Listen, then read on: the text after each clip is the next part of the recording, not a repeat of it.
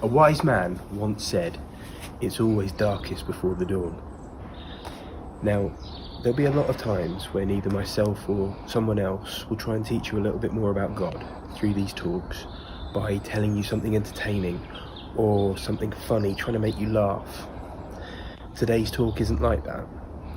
Today's talk is a serious talk about serious things. This weekend of all times, it's important that we stop and we think about what actually happened to Jesus on Easter weekend. I promise I'll try not to make it scary, and I won't stay on the bad bits for too long. But it's also important not to lie to you and to tell you the truth of what happened that weekend. If you can find your Bibles and turn to Mark in chapter 14, there's a few verses as we go that will help us learn the story. When we left you last, it was Palm Sunday.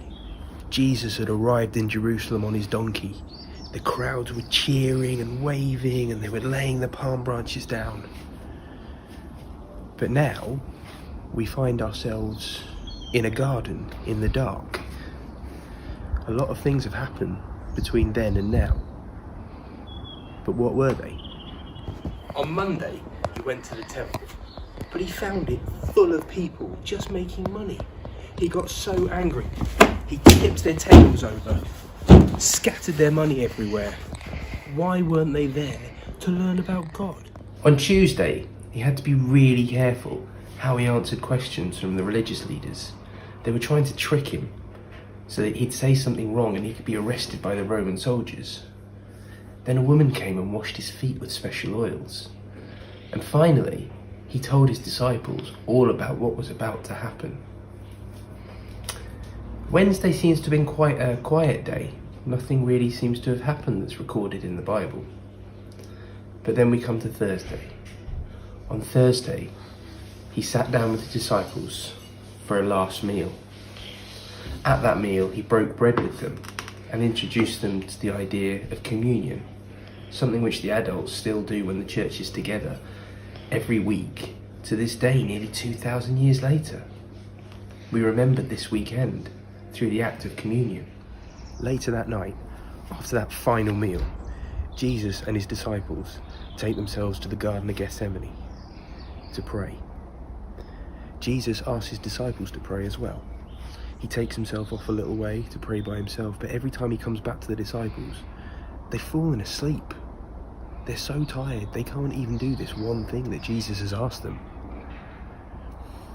And it's then that Judas returns to the group, one of the original 12 disciples. But he doesn't come alone. He comes at the head of a crowd. This time it's not a happy crowd. It's an angry crowd, armed with swords and clubs. They've come for Jesus.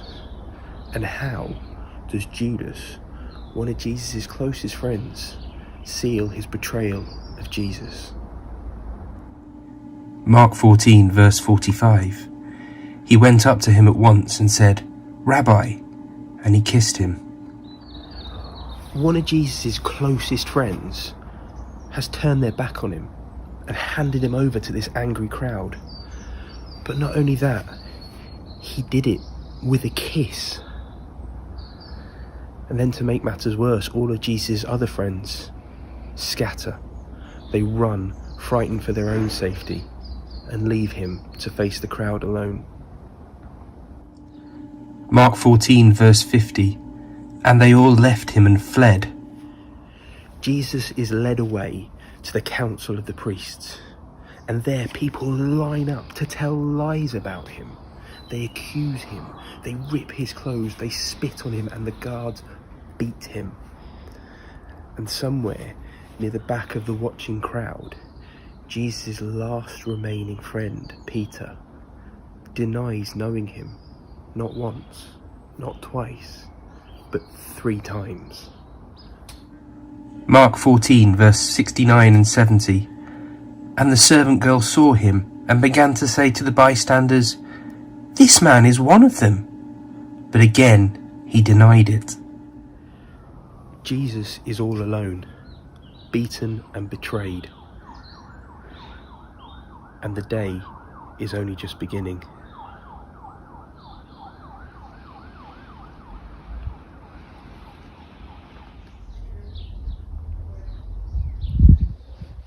It's Good Friday. Now, Good Friday as a name sounds happy and full of joy. It's Good Friday. It's got a better and happier name than Palm Sunday did, and Palm Sunday was all about a big celebration. So Good Friday must be a right happy old time. But it isn't. The priests, having put Jesus through all of this shouting and accusations and beatings and spitting on, they decide to hand him over to the Roman leader, Pilate. Now, Pilate talks to Jesus, but he can't find anything that Jesus is guilty of. But he doesn't want to upset the priests. So he's stuck. What can he do? But then he comes up with a plan. Every year on the Feast of Passover, Pilate releases a prisoner that the crowd have asked for. Now he thinks, this year, what I'll do is I'll put Jesus as one of them, and then I'll put this man called Barabbas as the other. Now Barabbas, he's a murderer. There's no way that the crowds are going to choose Barabbas. Mark 15 verse 11. But the chief priests stirred up the crowd to have him release Barabbas instead. These priests hate Jesus so much, they actually get the crowd to ask for the release of a murderer instead of Jesus. And so Jesus must now be crucified. The Roman soldiers whip him, they spit on him, and they make fun of him. Finally, they lead him away. They give Jesus his cross and tell him to carry it, but he's so tired and beaten, he can't. Remember, he hasn't had any sleep for 2 days. The cross they give him isn't light either. The Gospels don't give us sizes, but lots of other sources suggest that it would be 3.5 meters long. That's this size.